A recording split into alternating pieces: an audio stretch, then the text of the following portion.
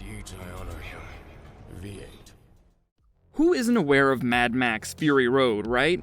That insane, dust-blown, engine-screaming chaos? Well, underneath all the fire and flips, there's a whole religion going on. We're talking about the War Boys and their obsession with V8 engines. With this, George Miller built a whole world where technology, faith, and survival collide on the open road.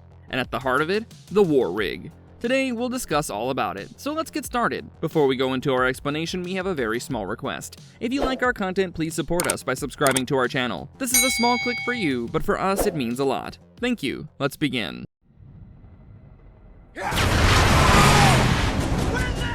Origins and beliefs of the V8 cult. They call it the cult of the V8, but what is it? To put it simply, they're an engine-worshipping faith born in the post-apocalyptic wasteland. In Fury Road, the V8 becomes divine, a bridge between life, death, and something beyond. No one quite knows exactly when the V8 cult fully solidified, but its roots are obvious once you walk into Joe's Citadel. When Colonel Joe Moore seized control of the Citadel, declared himself Immortan, and established dominion over water and fuel, the worship of machines and metal became intertwined with survival. At its heart, the creed holds that the V8 engine is more than an engine. It's almost sacred. It embodies strength, speed, and purpose. The War Boys believe that riding these soaring engines brings them closer to something transcendent. That is, Valhalla. It's a place where brave warriors ride forever, shiny and chrome. Valhalla in the V8 cult is less a Norse poem, more an existential promise. To earn a place there, they had to die in battle, preferably in a blaze of fire and speed. Living a long, quiet life didn't mean anything to them. Dying fast and loud did. Immortan Joe used this belief to keep control. He promised the War Boys that if they served him well and died gloriously, he would carry them to Valhalla himself. They trusted him completely. Every fight, every suicide mission, every insane chase through the desert, it was all done in Joe's name. Their rituals showed how deep that faith ran. Before battle, they would spray chrome paint over their mouths and shout, "Witness me!" It was their way of asking others to see their sacrifice. Kind of like proof that they were ready to die for the V8. Their cars were decorated with skulls, metal icons, and steering wheels treated like holy relics. Even their bodies were covered in engine tattoos and scars, marks of devotion to the cult. It's not shocking though, and to be fair, quite understandable. You have to understand that they live in a world where everything is broken, so the cult of the V8 gives its followers purpose. They don't have laws or families like before, just engines, fire, and a promise that death on the road means something. Immortan Joe turned that belief into his empire. He decided to rule through faith, because faith is a lot harder to fight than bullets. His rule is patriarchal and absolute, but his sons, who are the heirs to his powers, hold lesser divine status. Iconography and ritual. V8 symbol, chrome, and witness me. Have you ever noticed how Mad Max Fury Road turns car culture into straight-up religion? Like, the War Boys don't just drive, they worship the machines. Every symbol, every ritual feels like something out of a twisted church service. Let's break that down, because the V8 cult's iconography says a lot about how they see the world. First off, that V8 hand gesture. 2 hands up, fingers split into a V. It looks kinda cool, right? But to them, it's sacred. It's their salute, their prayers, their amen. The shape literally mirrors a V8 engine, and when they raise it to the sky, they're basically saying, praise the engine, praise the power. They don't have crosses or holy books. Instead, they have cars, fuel, and metal. And honestly, in their world, that's what keeps them alive, so it makes sense in a weird way. Now, the chrome. This is one of the most striking and disturbing rituals in Fury Road. Before a War Boy sacrifices himself, before he drives into the flames or crashes head-on into an enemy, he sprays silver chrome paint across his mouth and teeth. It's not just for the look. In their faith, the chrome is purity, shiny and clean like the metal of the engines they worship. It's the final act of devotion, polishing themselves before entering Valhalla. There's something heartbreaking about it too. It's both a suicide ritual and a prayer rolled into one. And that brings us to their rallying cry, "Witness me." If you see the movie, you'll remember those words. It's the War Boys' plea for recognition. They want someone to see them die gloriously. It's not enough to sacrifice yourself. Someone has to witness it to make it real, to remember. That single phrase captures everything about the V8 faith. You might be wondering why. Well, it's easy to understand. Being seen in death is the only way to prove you mattered. It's tragic and powerful at the same time. Then there's the altar of steering wheels, which is maybe the coolest and most symbolic things in the movie. Each War Boy has their own wheel, personalized and sacred, like a knight's sword or a samurai's blade. The wheels are kept on an altar inside the Citadel when not in use. Before a raid, the War Boys collect them in a ceremonial moment. The steering wheel represents control, identity, and connection to their machine. Without it, they're nothing. These people live short, brutal lives, so their rituals give them a sense of belonging. The War Boys, warriors and true believers. The War Boys, they're not your average soldiers. These guys are something else entirely. Think of a cult, loud, fast, and absolutely obsessed with death. They worship Immortan Joe like he's a god, and the only thing worth dying for in their rusted-out, sand-choked world. Most of them are already sick. Radiation, disease, who knows what else. Their bodies are breaking down, but they've turned that weakness into fuel. Every breath they take is one step closer to what they call shiny and chrome, a glorious end in fire and metal. When they spray that chrome paint across their mouths before diving into an explosion, it's not just for show, it's a prayer, it's devotion. And honestly, that's not an exaggeration. Their entire lives revolve around this idea of glorious death. They live fast, literally. No family, no future, just the road, the engine, the fight. Their whole world runs on adrenaline and belief. Belief that Immortan Joe will carry them to Valhalla if they die spectacularly enough. You can see it in their pale, chalky skin and the tumors they name like pets. But instead of breaking them, it gives them purpose. And it's kind of heartbreaking, honestly. Under all that fury and chrome, they're just dying kids who found purpose in madness. They've built a religion out of gasoline, blood, and noise. Their world is built around hierarchy and worship. The strongest drivers and mechanics rise above. But every war boy wants one thing: recognition, to be witnessed. The War Rig, sacred machine and tech marvel. The War Rig looks like somebody welded a cathedral to a tank and then taught it to roar.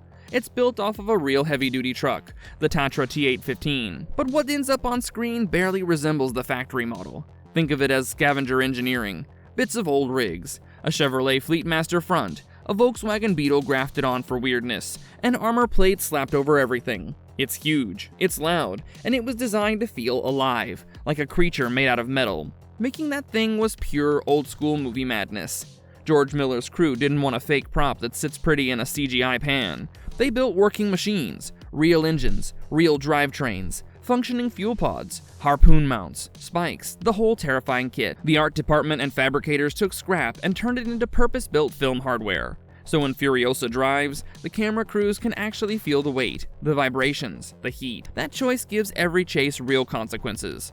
On the set, the War Rig had to behave like an animal. It wasn't just for show. The production prioritized practical rigs that could perform stunts, take hits, and keep going. That meant welding custom frames, reinforcing axles, and rigging safety systems that still let the vehicle look brutal. Crew interviews show the obsession with authenticity. If it looks like it could exist in that world, the audience will believe it. And yes, the noises you hear, a lot of them come from the actual mechanical guts, layered with sound design to make metal feel mythic, but the rig's real power is symbolic.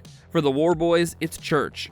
The engines are hymns. The chrome is relic. The fuel is communion. Sound designer Mark Mangini even treated the rig like a living beast, layering whale sounds into its roar to give it an almost spiritual voice. Finally, the rig isn't frozen in one story. It's become a character that the franchise keeps revisiting, rebuilding, reinterpreting, and repairing. The folks designing the prequel and follow-ups went back into the same practical, tactile mindset. Restore the spirit, keep the mechanics honest, make it feel worn and worship. That continuity matters. Ultimately, the War Rig isn't a prop you forget.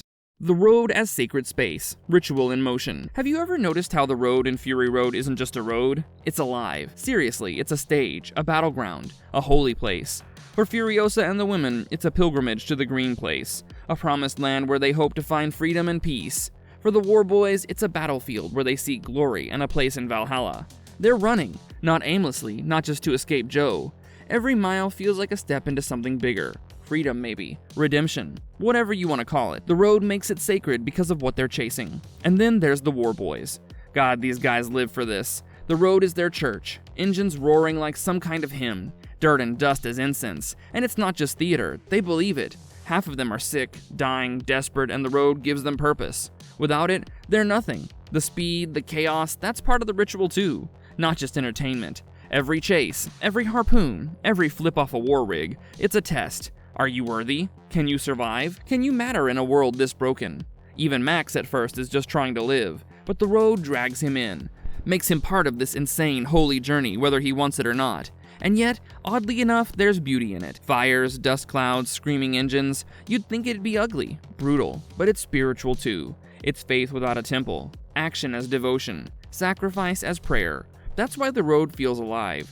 By the time they reach their destination, or whatever counts as one, the road has changed them. It's left marks, scars, maybe even hope.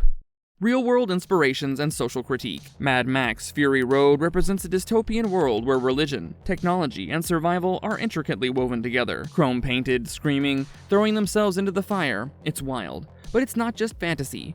George Miller borrowed from real life, believe it or not. There's this thing called cargo cult, tiny islands in the Pacific, where people saw airplanes dropping supplies during World War II and started worshipping the planes and soldiers. They built fake runways, offered gifts, thinking it would bring more goods. Sounds kind of like the War Boys with their V8 engines, right? They see power and metal as divine, and they commit themselves to it fully. Then there's Immortan Joe. He's terrifying because he's not just a warlord, he's a religious figure in his own right. He controls water, the literal lifeblood of the world, and he uses it to make people worship him. Obedience becomes faith, sacrifice becomes holy. The War Boys, they chant, they bleed, they die, all to be witnessed. It's a ritual, but it's also a brutal social critique. Miller's basically saying, look how easily power can twist belief. Real-world parallels? Too many to count. History is full of leaders who mixed faith and control, and Joe is a perfect, horrifying mirror of that. The tech worship is just on another level altogether. The V8 engines are sacred. The rigs, the spikes, the fuel pods, they're relics. But it's funny, because it's also kinda scary. People in our world do the same thing.